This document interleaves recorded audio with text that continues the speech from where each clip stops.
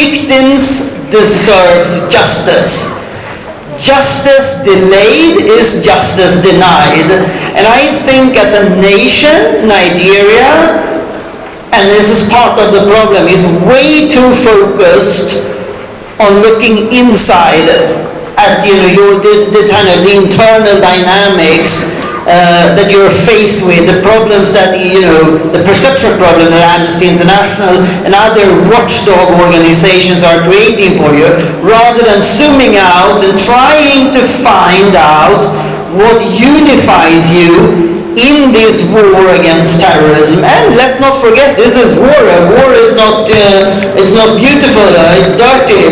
People die in the battlefield, and it's very important to remember that you don't win a war in a conference room like this. You don't win it in an advocacy report based on third-party witness statements, etc. The war that you are fighting here in Nigeria is won by captains and soldiers on the ground up in Maiduguri, where we're going in a couple of days, who are going on patrols and trying to fight these bad people back.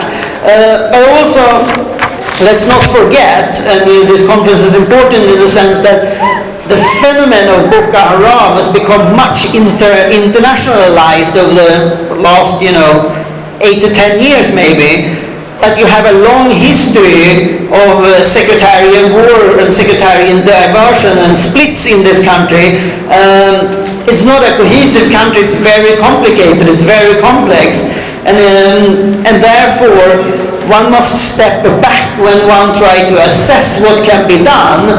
And I would say, there's one very simple thing that can be done for this country, and that is that the army does what the army does best, and that's helping the police the country, so that the army can help the government govern the country.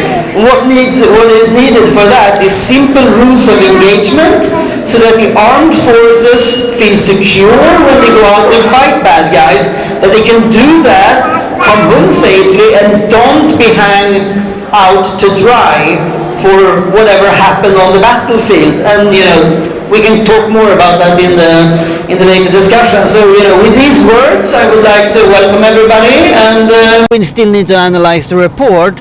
That said, it's a very difficult task to be dealing with, since the number of female suicide bombers and even kids used as suicide bombers is unprecedented in any war on terror.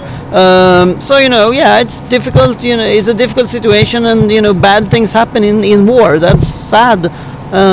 Whether it's wrong or whether the sources are credible or right, I think it's the jury is still out on that one. But advocacy when it comes to advocacy groups and what they say about the military and things that happen during when war happens, isn't it important for advocacy groups to put those information? Yeah, advocacy groups exist mainly to raise money so that you can do advocacy. It's very difficult to make proper assessments unless you have been on the ground. Relying on third-party sources is very questionable. I would say that if advocacy groups want to be efficient, they need to go on the ground themselves and get a clear picture of what's happening, rather than relying on third-party sources. That said, there might be elements of what's been reported to us that are completely correct. Again, that said, it doesn't make it necessarily wrong for the army to clamp down on insurgents that are killing civilians. After all, this is a country that is, should be peaceful. Boko Haram is not here to help you. They are here to destabilize you. They're harming your economy. They're preventing kids from going to school. That should be the focus. This is not about the bad guys. The focus that has been, put on atrocities on Boko Haram, I think, is rather irrelevant, actually. You said inside there that Nigeria focuses more on its internal workings as opposed to what unifies us against the war on terror. Can you expatiate on that, please? Well, I think, it's very important that a country that is suffering from terror is focusing on dealing with the terror problem, not discussing, how it's being dealt with. That's my view. Sir, please, what is your own organization's assessment about Nigerian human rights situation in Nigeria? as we are talking now, there are some individuals court granted court ordered for their bail, and they are still in detention. What is your own assessment apart from Amnesty International? What is your own position about human rights situation in Nigeria? Yeah, my position is that arbitrary detentions are wrong. I think detentions in mass camps that we've seen in the Jiva barracks, for example, is not helpful. It's radicalizing people.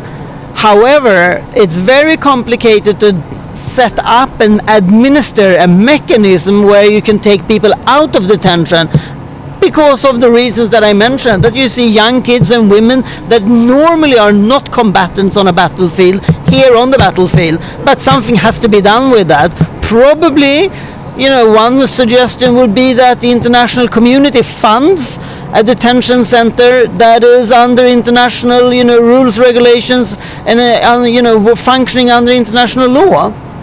Thank you very much. Thank you.